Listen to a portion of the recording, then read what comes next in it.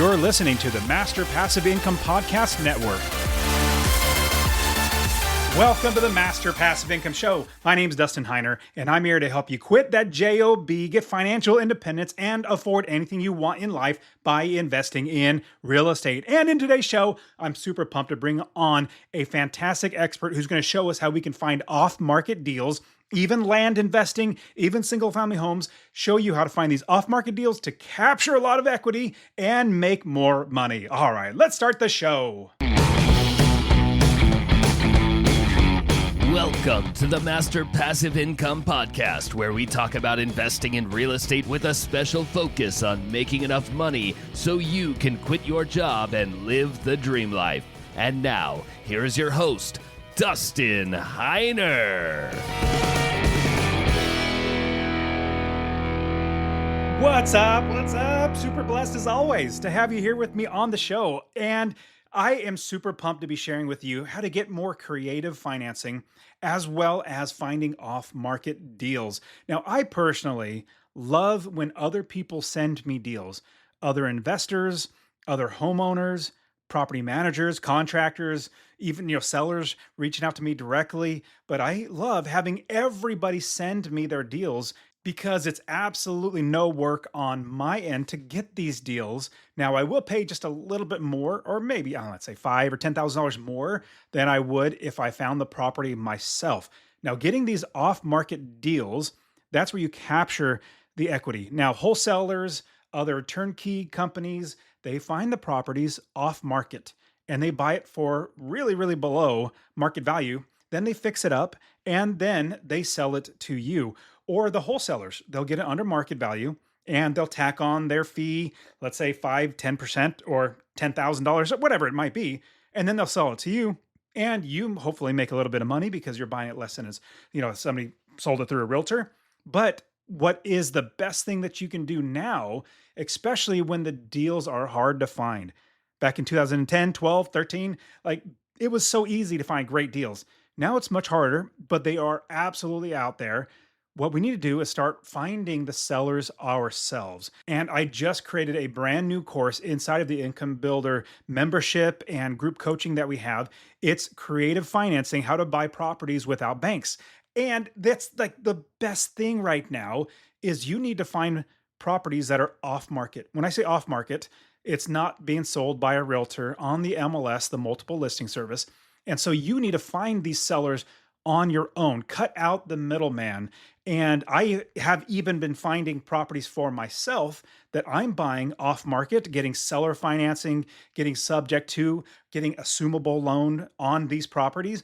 And I'm putting all of my recordings inside the course because I get a lot of students say, hey, Dustin, how do you actually talk to a seller? How do you talk to a realtor? I don't even know how to talk to them, what to say. Well, the best way to learn is you listening to me do it. So I put those in there. I put in there how to find these deals. And today's show, I'm bringing on a fantastic expert who's going to be showing us how we can use a fantastic software that's going to help us find these deals. Now, I got to warn you though. I say warn, but I got to share with you something. Now, you're going to hear inside this episode of basically a good friend of mine. His name's Seth Williams. He's coming on and he's walking us through how he buys land for very, very cheap. And then that land, he would resell it. He'd go sell it and make a lot of money. Well, here's the warning or quote unquote warning, but here's I got to let you know what's going on. So I'm looking to buy land here in Tennessee, more land, let's say 20, 30 acres. My goal in life is to have two things on my land. Obviously, a house would be great, but I want to have a shooting range in the backyard where we can go out and shoot guns and have a great time, and a fishing pond or a lake that we could fish in. So I'm looking for that. Now, here's the reason why I give you this little caveat about this episode. You're going to hear me talking about how, like I say, Seth, help me find some land for myself. And here's the thing. It was just like last week driving through Tennessee. Tennessee's so beautiful. Everything's green, so much land everywhere. Honestly, I don't know how much longer I'm going to be doing Master Passive Income. I don't know how much longer I'm going to be doing coaching or even my conferences or even the mastermind that I'm putting on in September. Might be the last mastermind that I do. I don't know. I might do more, but I was driving last week. My kids and we went and played golf at this small little golf course. It was a lot of fun. But as we're driving, I'm looking at all the land. I'm seeing cows. I'm seeing like just farms and ranches everywhere. And honestly, that's looking really exciting. Like living off the land like the good Lord intended. That's one of my good friends. He said that when he moved to Tennessee, and I'm looking at went visited him. He's got cows, butchers them, and puts fills an entire freezer, gets milk from them. So I quit my job back in 2016 because I wanted to not have something to do or lots of things going on. Well, starting Master Passive Income, I have a lot more things going on. My life gets so busy. In fact, I had to stop doing one-on-one coaching because we have so many, like thousands of students now, that I now have my students who graduated who are now doing the one-on-one coaching with me. And my time's getting so filled up. And it might just be that sometime in the future, I don't know how far out in the future, I might just stop all this and have my farm, live off the land like the good Lord intended. Having our cows, getting milk from the cows, having our chickens. My wife has right now, even in our house that has a HOA, we have 19 or 21 chickens or something like that, a lot of chickens. But being able to live off the land and just focus on farming or ranching, that might be fun. In fact, I don't tell this to many people, but if I was not a real estate investor, my dream job would actually I would be and become a butcher. I love processing my own game. We go hunting. I take my kids hunting, and Lord willing, we're going to get elk this year. October, my son has a youth elk tag in Arizona. So, Lord willing, we're going to be able to get one. So, that's one that I love hunting. But then I also love processing my own game. And then I realized, man, I would love to butcher my own cow. I'd love to, have a freezer hanging up. And who knows, maybe I might even start a ranching business where we sell our own meat. But I say all this to say you're going to hear me in this video talking about, hey, help me find some land, Seth. And I'm currently looking for land because once I find, let's say 10, 20, 30 acres, I'd love to get as many as possible. Then I'll probably start getting cows. Then we'll probably start getting sheep and goats and all that sort of stuff. And my time's going to be taken up doing that. And that's honestly something I really want to do. And so, yeah, just want to give you a little heads up. I don't know how much longer I'm going to be doing this. I love coaching. I love helping as many people as I possibly can to invest in real estate, but it does take up so much time. And I'm looking at the ability to feed my family and provide for everything that we do off of the land. That's sounding very, very enticing. Like I'm really excited about doing that, but I am like, yeah, I still have lots of coaching left in me where I just want to help more and more people.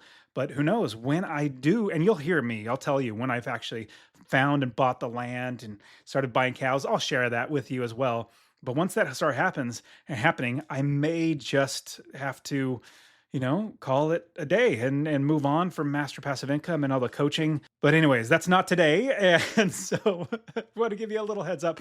But I love that you come back and listen all the time, like every single week. My goal is to help you to be successful in real estate and have my kind of life where I literally don't do anything all day long other than go on podcasts, coach students, create new content for and new coaching and new courses.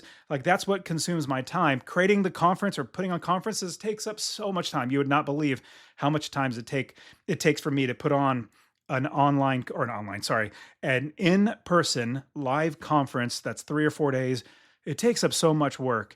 And so now I'm just realizing it might be a lot, maybe a new chapter in my life, having a ranch. That might be a lot of fun. So let me get into it. I don't want to keep rambling on about what might happen in the future, but if you want to start working with me, I'm putting on the mastermind. Mastermind is relatively inexpensive for you to come to this mastermind. And I don't do one-on-one coaching anymore, but here I will be coaching you. We're going to have a small group, maybe 10, 15 people there, and I'm going to have my Master Passive Income coaches going to be there as well. Zach Zimmer, who's the passive investor, he's going to be there as well. We're going to have such an amazing time helping you to become super successful. And so, like I said, I don't know how much longer I'm going to be able to do this, but if you go and check the link in the description, masterpassiveincome.com/mastermind, you can come hang out with me in Denver, September 19th through the 21st. I think we're ending in the evening, having a closing party on the 21st. So people are flying out on the 22nd. But come hang out with me. If you get in there, you're going to see that your life is dramatically going to change because we have so many amazing ways for you to invest in real estate, become financially independent, and that's our goal. It's going to be life-changing for every single person there. Now, let's jump into today's show where I'm going to be sharing with you and interviewing a fantastic investor who's going to show us how to find off-market deals and finding raw land that we can flip and sell as well, utilizing the land portal. And he even has a special promotion deal for you. It doesn't go to me. He's just a friend of mine. So I want you to use his software. And so we'll put the link in the description for that software. We'll also talk about it. And so you can also find this episode on YouTube where he actually walks through. You're going to hear it on this episode. You're going to hear us talking through this software, showing the map and all this criteria and stuff. But I'll put the link in the description as well for the YouTube channel or YouTube video where you can see us actually doing this walkthrough and finding land and getting good deals. All right, let's jump into today's show where I interview Seth Williams. He's going to show us how to become super successful finding off-market deals. Here we go. Hey, Seth, thanks for being on, man. Hey, Dustin. Good to be here. Thanks for having me. This is tremendous that you've been doing this for quite a while. It's just very similar to me. Like we've probably started very similar times where, investing a long time ago, but then also started helping people with our websites and even, having courses and things like that. And even having a podcast. I mean, I love having a podcast where we can help people and YouTube channel as well. And, but that's how you and I met through that. But we have different asset classes that we invest in. But I would love to get investing in land. That would just be phenomenal to do that. But yeah, so how is everything on your end? Because I've had you on the show many times. And so I definitely want everybody to go back and listen to the past episodes where Seth talks about his experience in the past and everything. But yeah, so how has investing been right now it's 2025.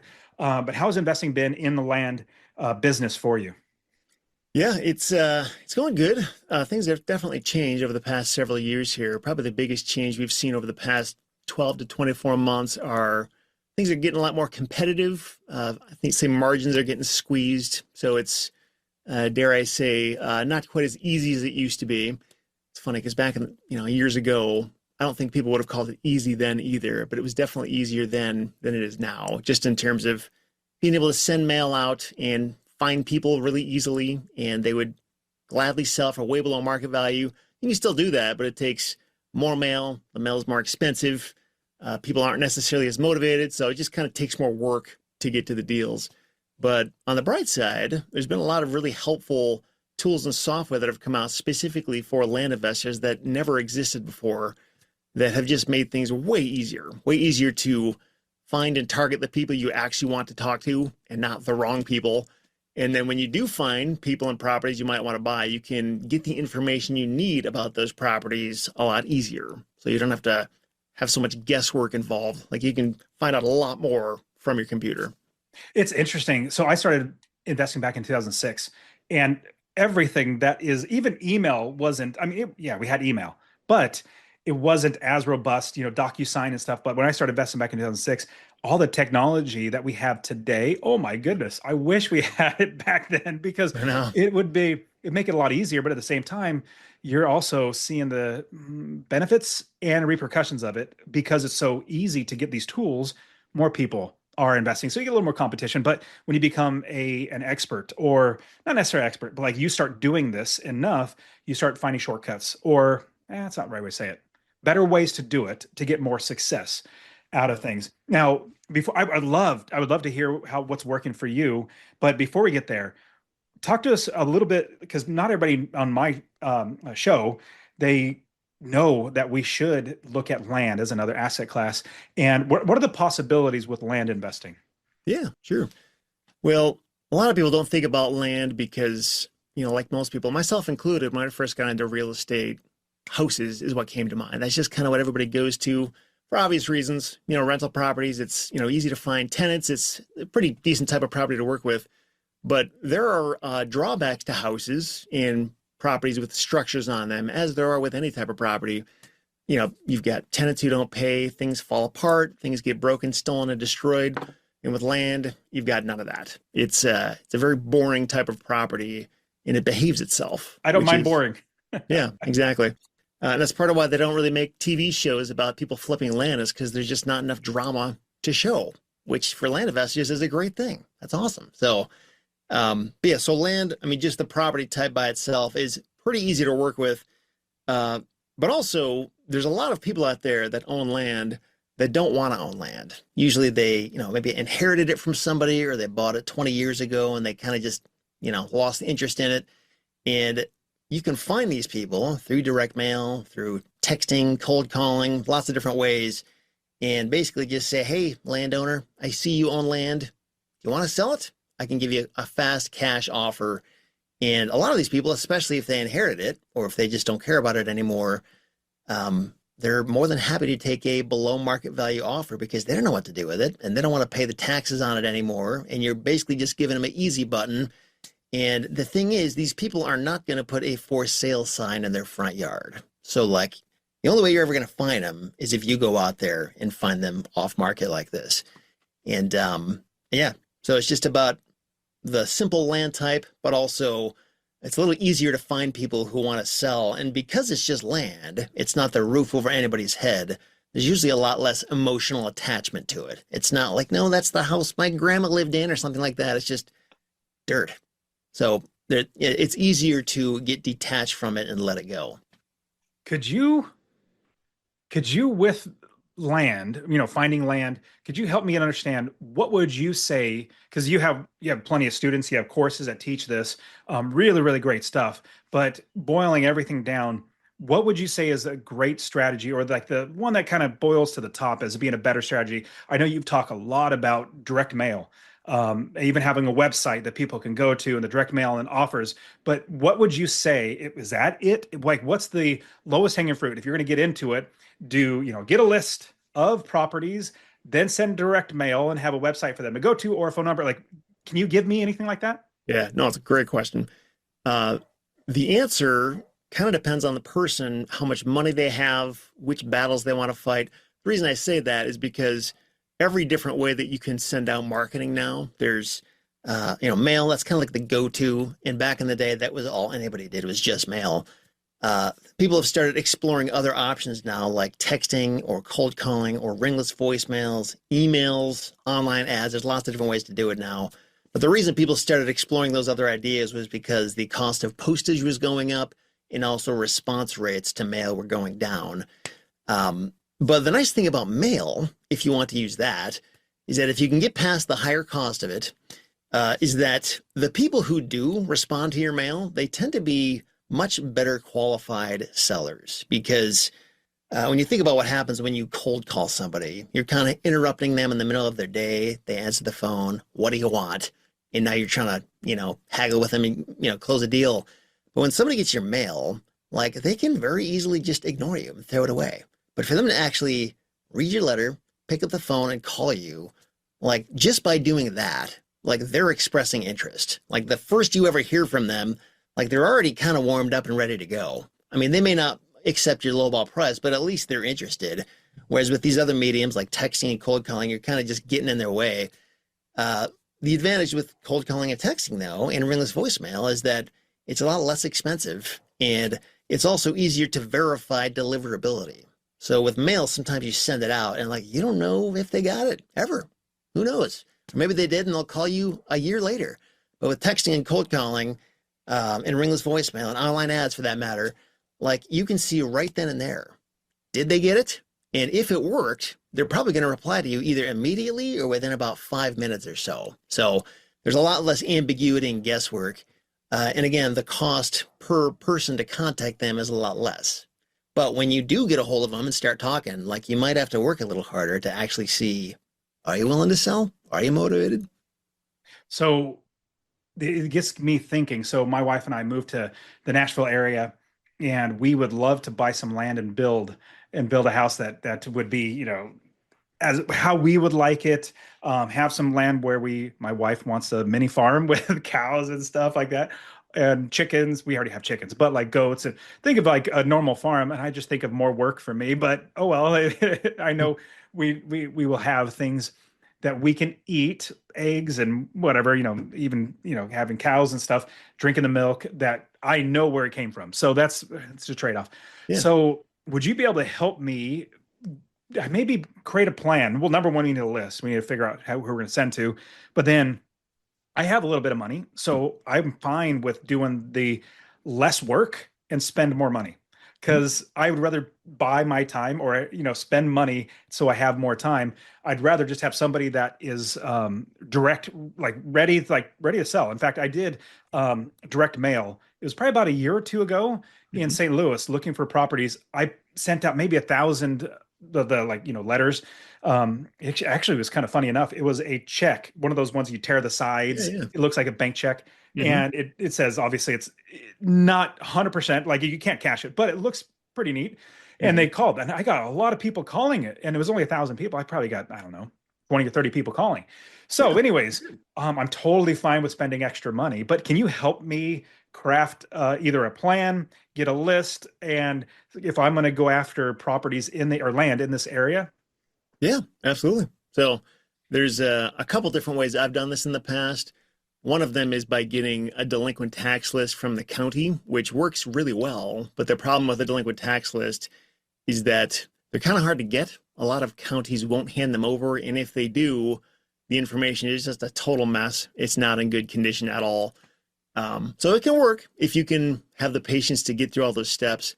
A much easier way to do this, though, is with a data service where you can much quicker and easier, am I saying it right? A much quick and easy fashion, you can pick your state, your county, specify exactly what kind of properties you're looking for, the sizes, lots of different stuff, and download it in a matter of minutes. And that's usually what I do now. And the software I use for that is called the Land Portal. And if you want, I can give you a play-by-play on how to do that. Well, that'd be fantastic. If you could help me figure out how to do this, that'd be great. So for everybody listening on the podcast, Seth's going to show his screen right now because he's going to show us how to do it. But you could also check it out on YouTube as well. It'll be posted on YouTube for you to watch. But we're going to talk you through every single step of the way. So Seth, it seems like, just like any type of investing, you need to have a list or know which properties to go after and which ones are more likely to sell or that even fit your criteria. So you said it's the Land Portal is what you've been using, correct? And with the Land Portal, you can pull all this information. And if I remember, we were chatting a little before that this has a lot of great things for land investors that normal lists wouldn't have, like the slope or whatever. Tell me more about the Land Portal as you're pulling it up. Yeah, sure. Do you want me to pull it up right now and show people go right who ahead. are watching? And I'll try to verbally explain what we're doing as well for those of you that are not watching, just so you can kind of follow along what's going on. Let's see here. So with the Land Portal, the way this works, it opens up with this big map of the U.S. There's lots of different ways you can start using this. If you have a specific property that you want to buy, you can actually zoom into it and do a lot of research to understand what is the slope? Is it steep or not? Does it have road access? How big is it? Where's the parcel map? Is it in a flood zone? Does it have wetlands on it? All these questions can be answered. It's pretty awesome. I've actually made a bunch of different videos explaining those components. But if we're trying to find properties through the direct mail approach like you're talking about, it's just a matter of going up here to filtered search, which is right at the very top of the left sidebar. And the first thing we do is just specify, okay, what is the state we want to do this in? And then what is the county we want to do this in? So you said what? Tennessee? So the county would either be Rutherford. I don't know what the other county is closer to us, but let's try Rutherford first. Let's see what that pulls up. Cool. So we've selected Tennessee, Rutherford County. And going down here, so there's a lot of different things that the Land Portal can do that can be used by pretty much any real estate investor. But if you're a land investor specifically, or say if you're a real estate agent who deals with land, or a surveyor or a developer, these things are particularly interesting to those folks because it can use AI filters to determine whether or not a property is truly vacant. And the reason this is important is because a lot of times the county's data will say that a property is vacant when it's not really. There's actually a house built on it. And what this does is it actually looks at the map to say, hey, do we see a house on there or not? And it uses that to determine whether or not it's vacant. You don't have to use that if you don't want to, but you can. It's just this little checkbox right there if you say vacant lots with no structures identified by AI. I'm trying to make this a little bit bigger. Let's do that. So there's that. Now going down here, do you have an idea what kind of acreage you would want? Like what's too small? What's too big? What's your range? Man, I would love to say, okay, like 50 acres, 100, but I would say probably 5 acres would be the minimum. Okay. And then max is, yeah, you can have it as high as you can. Yeah, say 5 to 100 acres. I don't know. Yeah, let's try that. See what the heck is it? So down here, it does have these MLS features where you can say, we only want the properties that are currently listed for sale or the ones that are not listed for sale. So that's an option that's currently in beta. It's a new feature they just added. I'm not going to mess with it on this one. But another thing we can do here is target only property owners who live outside the state and or outside of Rutherford County, Tennessee. And the reason that's important is because statistically, you usually find that when people live further away from the property they own, there's more disinterest in it. Like it's kind of out of sight, out of mind. Whereas if somebody owns the parcel in their backyard, they're probably not going to sell that thing for pennies on the dollar because it's their backyard, you know? So something I usually do is I say, you know, only the people who are out of the county and only the people that are out of the state or one or the other. And they pull this from like the tax mailing address? Yeah, so what they have on every single property is what that property's address is and what the owner's mailing address is. And if it's an owner-occupied property, those addresses are going to be the same. If it's an absentee-owned property, which for vacant land, it should be because it's vacant land. They're not living there. Those will be 2 different addresses. But this can actually identify, these aren't just 2 different addresses. Like the address of the owner is literally in another state. So that's how it knows that kind of thing. So moving on down here. So another thing we can do is we can specify the land use, which may or may not be useful, but it's the kind of thing where if you know you want to buy this property for the purpose of building a house, then you might want to say, okay, well, let's select the ones that are zoned for single family residential. And I want to pause for just a quick second and say thank you so much for listening to the show. If you've gotten anything out of the show, I would appreciate it if you went to anywhere that you listen to, let's say Apple or Spotify or wherever, and leave a 5-star review. Honestly, I really appreciate you leaving an honest review. I just love giving all this information out and I want to see you succeed. Also, send this to one person. Just tell one person, say, hey, Dustin wants to help 1 million people to invest in real estate. You need to listen to this because it's going to change your life. Lastly, get my real estate investing course completely for free. Text the word rental, RENTAL, rental to 33777. Rental to 33777. I'll literally give you my course showing you everything in the business so that you can become financially independent. And you can add multiple uses to this if you want. Say if you could get something that just doesn't have zoning yet, or you just want it to be vacant land general, or you want commercial vacant land, you can do all that stuff. So what would you do if you were looking for a property that you wanted to buy and build a house on? Yeah, so a lot of this depends on Rutherford County and what logic they use when they label properties, vacant land versus residential vacant land versus single family resident. Like, what does that mean according to them? And something you'll find is that from county to county, it doesn't always mean the same thing. So you kind of have to understand their logic. Because I don't know that off the top of my head, I'm probably going to select as many of these things as I can that still seem relevant. So, I probably wouldn't pick commercial or industrial, for example. I probably wouldn't pick government vacant land, but like rural agricultural vacant land. Yeah, sure. Yeah. Or recreational vacant land. Okay, let's do that. Let's see. So yeah, I would probably do those. The ones that you see right there on the screen. Now, another thing we can do here is say last sale date. And what we're talking about here is we only want the properties on this list to have been sold within, X year and X year. I actually don't often mess with this that much, but the reason you might want to do it is because if you know you're trying to pay a really low price for vacant land, then there's a pretty good chance somebody who just bought that property last year is probably not already ready to sell it. It's usually people that have bought the property 5, 7, 10, 20 years ago. So that might be one logic you could use to say, yeah, only the people who sold it from, or, bought it in between like 1900, just go way back, or like, I don't know, 2019 before COVID. You could do that. And another thing to keep in mind is that as you're going through this process, the more filters you put on, we've already put on a bunch of filters here, the smaller and smaller and smaller your list is going to be, which is actually good. But sometimes you'll find if you do too many filters, your list will be 0. Like there's literally nobody that matches what you're looking for.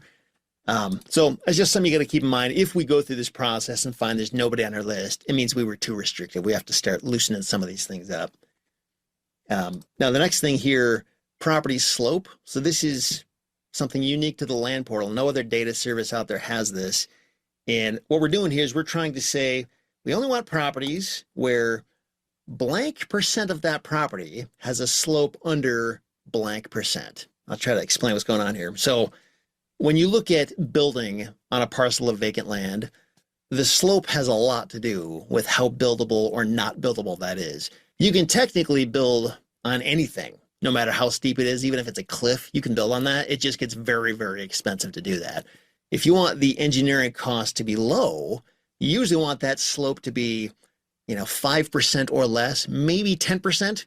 But the steeper and steeper a property gets, the more expensive it's going to be to build on that thing. So with that in mind, I'm going to say, and also when it says the percent of the property, so say if we have a property that's 5 acres in size, half of that thing could be very steep as long as the other half of it isn't. We just want enough room where it's flat, where we could build a house. So the whole thing doesn't have to be flat, but some of it should be flat-ish, if that makes sense.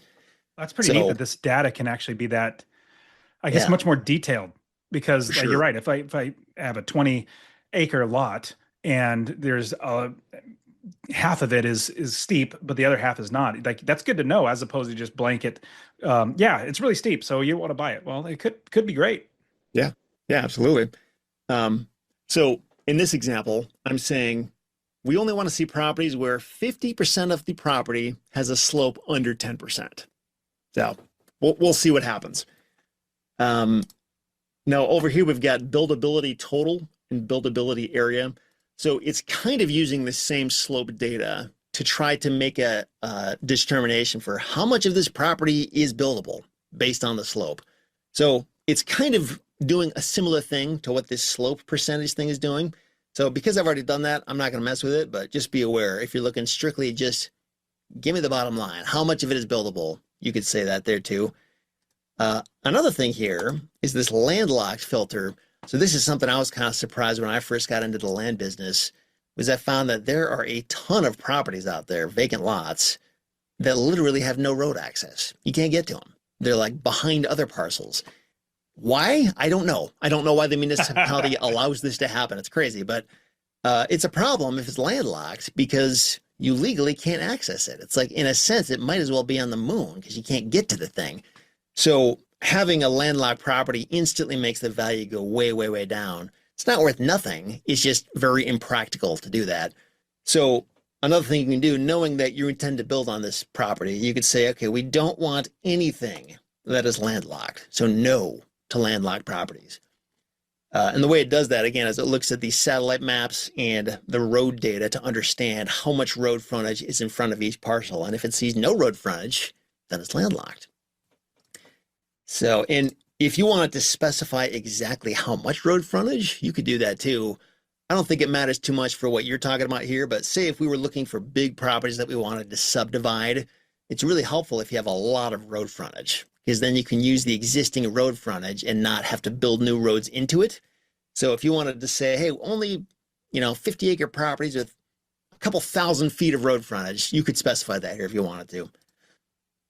Moving on here, so we can also specify maximum FEMA coverage. That means the flood zone coverage. So we could say, we don't want a property with any flood zones on it at all. We're okay if half of it's in a flood zone. You can specify that here too.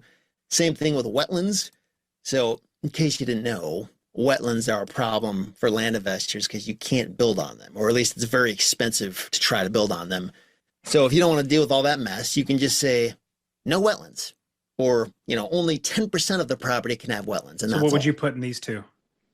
Yeah, so it kind of depends on the size of the property. Like if it ended up being a 5-acre property, maybe like 10 or 20% of wetlands would be fine, something like that.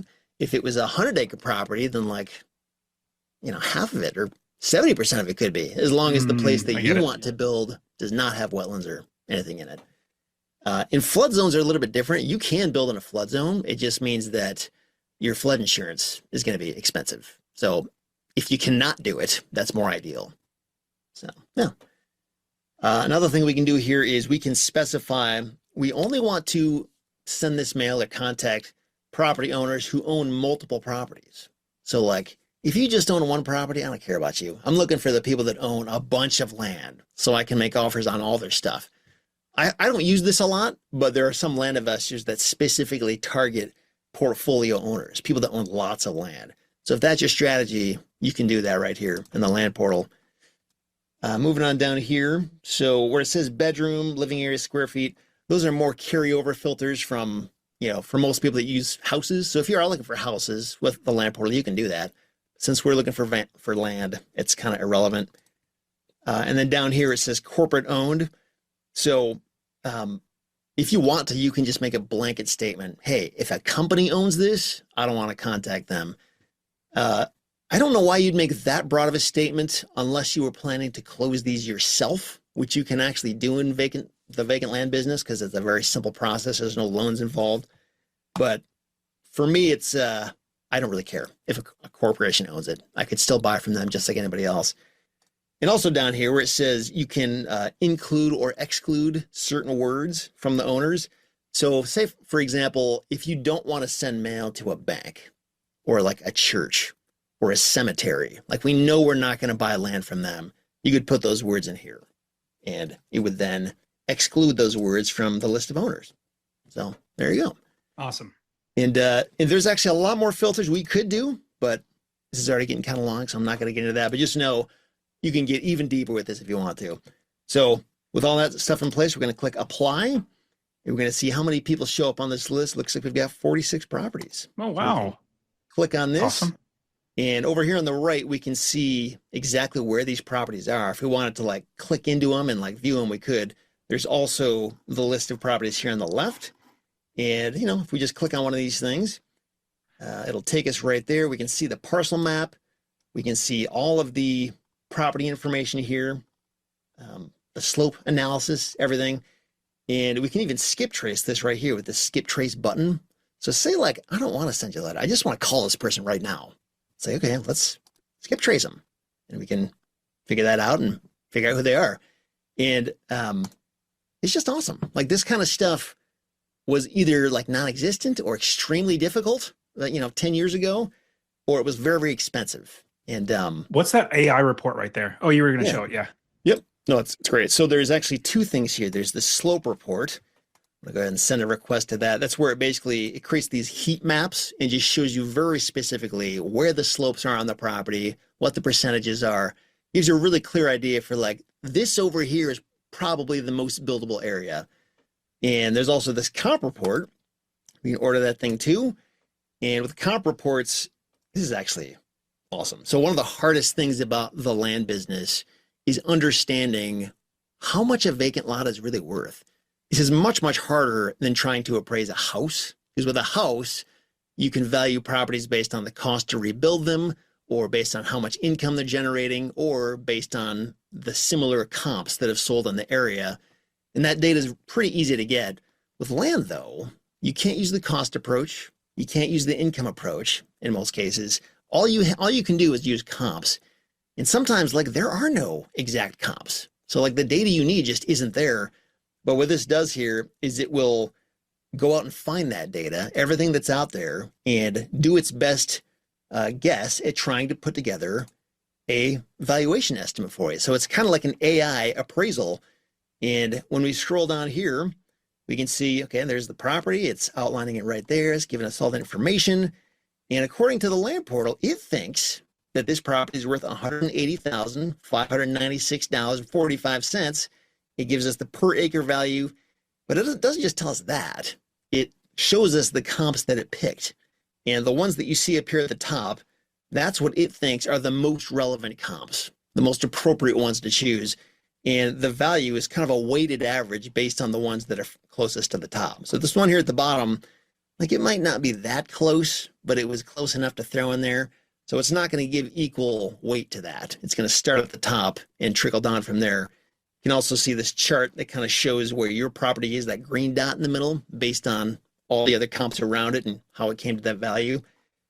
And you don't have to assume this is correct. In fact, I probably wouldn't assume this is correct, but it gives you a huge step forward. Like you can spend a lot less time hunting around for good comps because it gives you a bunch of them right here. And you can click on any one of these things. It'll open up a new window and it will zoom in on that comp. And you can look at it yourself and be like, is this good? Yeah, it looks good. Or no, it's not good. I'm not going to use this. So you kind of get rid of this and there we go. Okay, so let's say we had the list of 46 that you just pulled up. Mhm. With that list, what are your thoughts about the next step to acquire the property? Yeah. So the next step would simply be, see if I can get out of here, go back to our filtered search. And is it still there? Oh, bummer. It's not there. I forgot to save my search. Well, so what we would have done is save the list and then export the list. And when you export the list, it's a spreadsheet with all of the names, the addresses, the mailing addresses, the coordinates, acreages, like everything. And that AI comp report I just showed you, so you can even include that AI valuation next to each parcel. So, which that alone is huge because if you want to assume that that's correct, you can use that very quickly to formulate discounted offers in bulk and send them all out as blind offers, the first thing you send to people. Or at least when you're talking to them on the phone, you can pull up your spreadsheet and see the supposed value for each one right there as you're making your offer. So what you would do is you would take that list and physically, like meaning you yourself were doing this like I am, it'd be direct mail. You wouldn't call them each directly? I mean, it kind of depends on what kind of direct mail I'm going to send out. Like blind offers, for example, that's one way that some people do it, where it's a 1 or 2 page letter where it's literally a purchase agreement with an offer right there. So the first thing they see when they open it up is what your offer is, and they can sign it and send it back to you if they want. So there's that. There's also a neutral letter, though, where you don't do that. You just say, hey, Mr. or Mrs. Smith, I see you own this property in Rutherford County, Tennessee. I'm looking to buy land. I'm a land investor. Give me a call back. I can offer you a cash offer, fast closing, and then you get calls that way. And then you have a deeper conversation before you make your final offer. But to answer your question, I mean, I think the easiest way to do this would be the direct mail approach in terms of it doesn't require a ton of time from you. You can send it out there. What a lot of land investors are finding, though, if they want to like really squeeze everything they can out of their list, is they actually do a couple of these things. They might start with a letter, 30 days later, send them a text. Hey, did you get my letter? And then if they don't respond to that, they could send them another text or they could call them. So if you were like a serious land flipper doing this full time, you would probably want to do multiple approaches. But if you're just kind of casually trying this out, I'd probably start with mail. So what would be a blind offer that would be adequate for this list? Is that a percentage of what the comps would be? Yeah, so it kind of depends on what we think that supposed value of the property is. There's usually a sliding scale where if you're dealing with properties that are worth, I don't know, $5,000 to $10,000, like really cheap stuff, in that case, like in order for it to even be worth my time, there's got to be a pretty big profit margin. Because even a big profit margin on a $10,000 deal isn't that much money. So my offer for that kind of thing would probably be like 20 to 40% of its market value. But when we start getting higher in value to like 50,000, 100,000, 500,000, now we're talking, well, you can't just offer 10% of market value for that. Now it's like, we got to offer more like 40, 50, 60% of market value even. And you could potentially even go higher than that if you had some strategy in mind to double close it or assign it. So like you're not even buying the thing. You're just finding the next buyer and assigning it to them. Or if you were planning to subdivide it, then you're like literally making the land worth more because you're creating new parcels from it. That's what a lot of folks are doing now on land is they're buying bigger properties and subdividing them. And when you're doing that, you can pay, a lot more because what you're going to end up selling is not necessarily what you're buying. You're creating a new product essentially during your ownership and selling it for a lot more in the end. So if it's worth more, like that one property we were looking at, the comp was $184,000 for that property. Yeah. You would be a little more nuanced per property. You wouldn't just say blanket 20%, 22.8% or something like that, where it comes an off number. But you would be anything of 50 to 100,000 this percentage and 100 and 200,000 this percentage. Is that how or do you have to go through each one? Yeah, so you could create some kind of conditional logic in your spreadsheet where it just understands, hey, if it's between this value and this value, then the offer should be this percent of that value, that kind of thing. Okay. Yeah.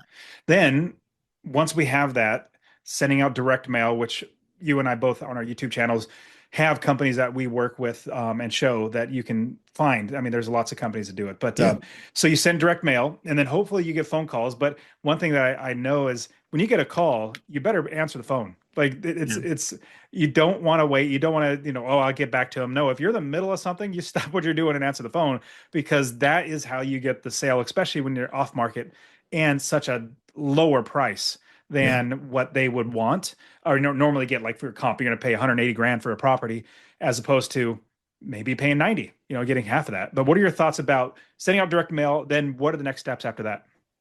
Yeah. I mean, it's basically what you said. I can tell you that back in the day when there were a lot more motivated people, you didn't necessarily have to be right there to answer. And I guess you still don't have to, but you're going to lose people. Like you said, if you're not like ready to go. And I don't mean to imply that you personally need to answer the phone. I mean, that would certainly help if you could, but what a lot of people will do is have some kind of a online receptionist service like Pat Live or something similar where there's a real human answering the phone. They can't really do much. They just sort of ask questions, get whatever information you want to get out of that potential seller, and then they deliver it to you. They'll put it in your CRM and you can call them back. But at the very least, like you're showing that person calling in, someone's alive here, like someone's paying attention. And I think there's even like, AI receptionists now that can do this stuff. I haven't started using that yet, but I think that's going to be the wave of the future for sure, where there's somebody there 24/7 and they don't make mistakes. There's that kind of thing too. I've seen, so you can go ahead and stop sharing now. Sure. So I've seen where somebody created an app or a program where it literally calls for you and it has a conversation, problem solves, and AI did it all. And the voice sounded fantastic, even added in the word in the vocabulary. Now, the one little caveat though is it's FTC. Is that the communications? Yeah, I think so. Yeah, you have to specifically state this is an AI person you're talking to, then have the conversation. You can't just throw it out there because then you can get sued. Yeah. Yeah. But this is super cool with having the ability to do all this sort of stuff and find off-market properties and then buy it. I mean, because I know when you first got started, you were buying. I went through your course, great course, and there were things like you would put an offer on that was pretty low. Somebody would come back and you would negotiate. They would come back and say, "Hey, that's too low. And would you take this?" And you would reply, "No, I can't. This is our top dollar." And then they'd come back again and say, "Okay, I'm ready to take your offer." "Oh, well, our numbers have changed. Now it's even lower." And so you got people like even less and less and less just because they didn't bite on the first offer. Yeah. Yeah. You're kind of calling their bluff when they do that. Like when they said no and then they come back, it's like, okay. And, it doesn't always work. Don't get me wrong, but you kind of have to consider the situation. Like, what do you know about this person? Like, have they revealed anything about their situation? You don't always want to just like stick him low and lower just because, but sometimes you can. Man, that's fantastic. I'm definitely going to be using this because, like I said, my wife and I are looking for land out here in this area, Franklin to yeah, Nashville and all that area, looking for land to build. That would be super awesome to be able to do that. I'd love to have a pond or like a fishing pond or a lake on the land. That would be awesome, as well as a shooting range would be fun to have. But so we need a lot of land. And so, Yeah. yeah, really looking forward to it. But man, Seth, this is terrific. And I really appreciate you walking us through this. Yeah. Now, if people wanted to use Land Portal, do they just go to landportal.com to sign up for it? Yeah, it's a great question. You could, although if you want to get 1,000 free exports, so that this whole list filtering thing we've been talking about, so there is a small cost per line item when you export it. But if you sign up for the advanced plan through my affiliate link, it's retipster.com/land portal. If you go there and if you use the coupon code SETH, SETH at checkout for the advanced plan, you can get 1,000 free exports when you sign up. So That's awesome. yeah. How is skip tracing? Is that included? I believe that's not part of the 1,000 free exports, but that is something you can absolutely do in the Land Portal. You can Very either cool. skip trace one at a time by clicking on it, or you can bulk skip trace and do like Man, thousands of them at a time. awesome. So retipster.com/land portal, use the Yep. promo code Seth and get that 1,000 free. That, I mean, that's very, very valuable because, I mean, shoot, if you get one deal, it's going to absolutely pay for all of the direct mail to the list Yeah. to everything. So, man, Yeah. Seth, that's awesome. Now, how else can people find you? We got Ari Tipster on YouTube. Everybody, you need to watch. Seth's videos are amazing. So many on every type of subject. We have aritipster.com. So much great content on there. Podcast, Ari Tipster podcast. Any other way that you want people to reach out to you? Yeah, no, appreciate all the shout outs there. It's yeah, retipster.com is like the home base, but all that stuff you talked about, the podcast, the YouTube channel, that's kind of where you can find me out there. The Ari Tipster community on Facebook is another one where there's a lot of people hanging out. We've also got a forum on retipster.com. So depending on where you like to hang out and what you like to do, there's something for most people out there. Awesome. Seth, great having you on the show. And I really appreciate you spending the time walking us through this because this is very valuable for us as investors to be able to utilize a list to find off-market properties and hopefully, capture a lot of equity. So I appreciate you coming on, man. Yeah, thanks, Dustin. Great to be here. And that is it for today. Go ahead and get my free real estate investing course. Text the word rental to 33777. RENTAL to 33777. You can also join my Real Estate Wealth Builders group coaching. Get all my courses. All right, guys, we'll see you in the next show. See ya.